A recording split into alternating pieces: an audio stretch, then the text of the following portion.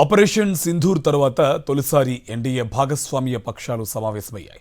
ప్రధాని నరేంద్ర మోదీ అధ్యక్షతన ఢిల్లీలో జరిగిన ఈ సమావేశానికి ఎన్డీఏ పాలిత రాష్ట్రాల సీఎంలు, డిప్యూటీ సీఎంలు హాజరయ్యారు. ఆపరేషన్ సింధూర్ విజయంపై తీర్మానం చేస్తూనే ఇతర అంశాలపై చర్చించారు.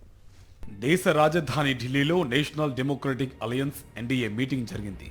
ప్రధాని నరేంద్ర మోదీ అధ్యక్షతన జరిగిన ఈ సమావేశంలో ఎన్డీఏ పాలిత రాష్ట్రాల ముఖ్యమంత్రులు, ఉప ముఖ్యమంత్రులు పాల్గొన్నారు.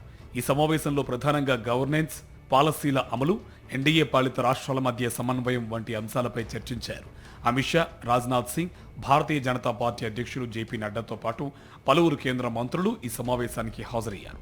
ఆపరేషన్ సింధూర్ తర్వాత తొలిసారి ఏర్పాటు చేసిన సమావేశం కావడంతో ఆ వివరాల్ని సీఎంలు, డిప్యూటీ సీఎంలకు వివరించారు కేంద్ర మంత్రులు. సమావేశంలో పెహల్గాం ఉగ్రదాడి మృతులకు నివాళులర్పించారు.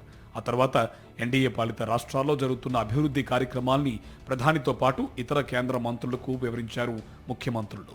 సమావేశంలో 2 తీర్మానాలు చేశారు. ఆపరేషన్ సింధూర్లో ప్రధాని మోదీ నాయకత్వాన్ని, త్రివిధ దళాల ధైర్య సాహసాల్ని అభినందిస్తూ ఓ తీర్మానం చేశారు.